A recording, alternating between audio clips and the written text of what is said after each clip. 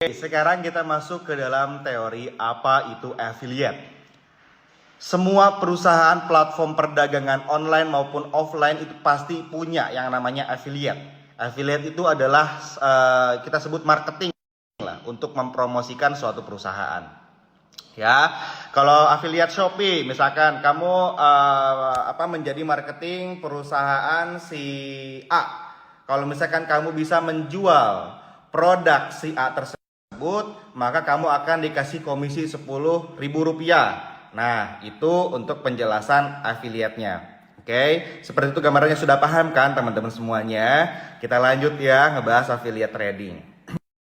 Oke, sekarang kita masuk ke dalam teori cara kerja pembagian hasil affiliate trading yang saya gunakan. Ya, orang tersebut bicara katanya Doni Salmanan afiliator, makan duit loss dari lossnya member. Oke. Jawabannya kayak gini, affiliate yang saya gunakan itu tidak seperti itu. Misalkan dalam jangka waktu sekitar 6 bulan, Doni Salmanan menarik 2.000 orang. Misalkan ada orang yang registrasi akun trading di bawah link saya itu sekitaran 2.000 orang dalam jangka waktu 6 bulan. Dan rata-rata orang itu sekitaran deposit itu sekitaran 200 sampai 300 ribu. Nggak ada yang gede-gede, cuma 200 sampai 300 ribu.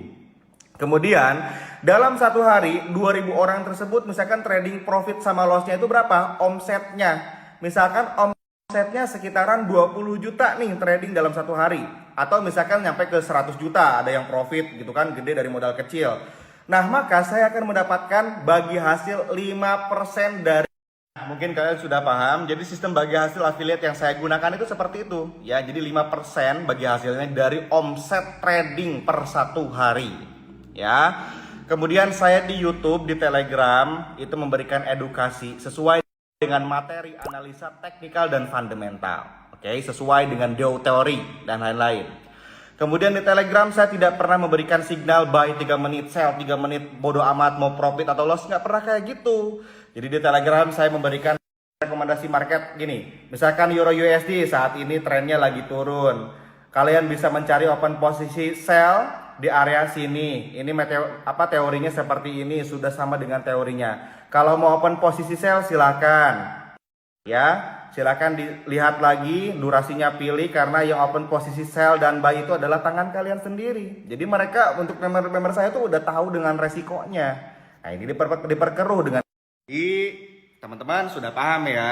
Kalau misalkan dapat informasi A, B, C, D, tolong dicerna dulu. Saya pribadi sebagai Doni Salmanan tidak pernah memaksa orang untuk join ke dalam trading. Kemon, yang mau kaya trading sama saya.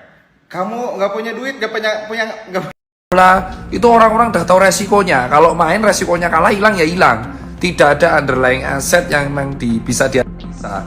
Kalau kita bernama trading aja arti bahasa Indonesianya itu dagang.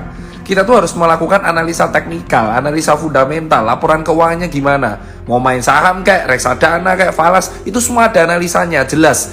Aset sesuatu yang kita miliki. Kita bahas kripto. Kita beli kripto. Kripto itu bisa diperdagangkan, bisa untuk membeli sesuatu, apalagi ada pasar NFT. Nah, kalau kamu yang namanya kayak binary trading kayak macam binomo yang udah diomong sama CNBC, kamu nebak, pure nebak. Ya kan? Tapi orang-orang yang mempromosikan ini nggak mau jujur, kecuali dia ngomong ini cuma tebak-tebakan loh, kalau kamu salah ya hilang. Ya udah, jadi jangan bilang seolah-olah tebak-tebakan itu berbeda. Masa orang tebak-tebakan dikatakan trading, itu kan sudah jelas berbeda gitu loh. Yang kenapa sih permasalahan adalah kasihan yang pelaku trading beneran. Kayak contoh gini, lu ngapain trading saham kok? Judi.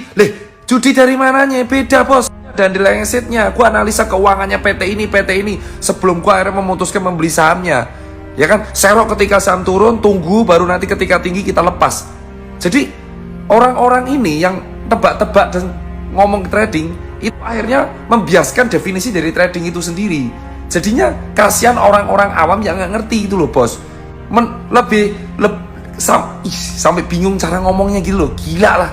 Kayak lu tuh kaya gara-gara lu edukasi yang salah tuh fatal bos. Lu mau debat ya lu cek aja CNBC, udah banyak pelaku industri bener-bener industri trading yang sudah edukasi mengenai masalah ini tapi malah dihujat sama fans-fansnya. Ya kan? Gitu bos. Kalau ada orang main judi, terus apa tindakan? Gue edukasi, kalau dia niat ya udah. Resiko lu kalau hilang ya hilang. Karena jelas lu tidak mempertaruhkan aset apapun selain bertaruh dan menebak. Kayak contoh, Liverpool lawan MU menang berapa ya? Kalau menang skornya berapa ya? Yang mencetak gol duluan siapa ya? Itu kan taruhan. Tapi orang udah tahu resikonya apa. Nah ini ada orang memperdagangkan taruhan dan bilang bahwa gue trading. Ya salah lah. Lu ngomongannya lu tebak-tebakan gitu loh. Dan lu dapat untung dari tebak-tebakan itu, beres di situ clear. Kenapa? Karena edukasi lo yang salah itu akan membiaskan definisi trading di orang-orang awam. Banyak orang yang pengen belajar latihan berdagang di pasar modal, ya kan? Memahami arus modal, memahami apa yang itu yang namanya analisa keuangan. Dan setahu gua, semua pelaku investasi itu selalu mengajarkan manajemen keuangan yang baik, ya kan? Yang baik gitu loh bos. Simpel gini nih, gue dagang sepatu, ya kan? Gue dagang sepatu nih, gue beli nih, misal Air Force Regato TC, gue beli 6 juta, gue tunggu setahun jadi 9 juta. Apa? Ada asetnya apa? Nih sepatunya nih asetnya. Tapi kalau misalkan lu tebak-tebakan tuh kayak gini, ini sepatunya Tirta kalau dijual laku nggak ya? Yuk bertaruh, menurut lu laku nggak? Kalau laku, yuk lu taruhan apa? Yuk mempertaruhkan apa? 1 juta, sejuta kalau Air Force-nya laku. Yang jual gua, yang punya aset gua, yang taruhan lu. Itu maksudnya, ya kan? Nih dagang lu kayak gini, nih sepatu gua koleksi, kalau ada orang beli, gua jual lebih mahal. Itu namanya aset. Jadi jangan bodoh ya orang-orang bos, ya kan?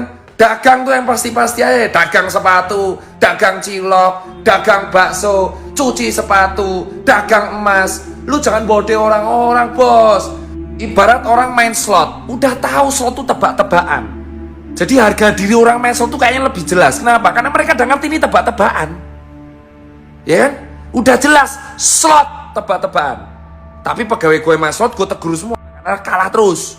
Kalau menang ya enggak, ya gue edukasi karena itu tuh tidak ada sesuatu. Tapi kalau orang yang menjual sesuatu yang berbau judi tapi dengan gimmick yang namanya trading, itu jelas-jelas fatal bro. Lu harus revisi pertanggungjawaban, ya kan?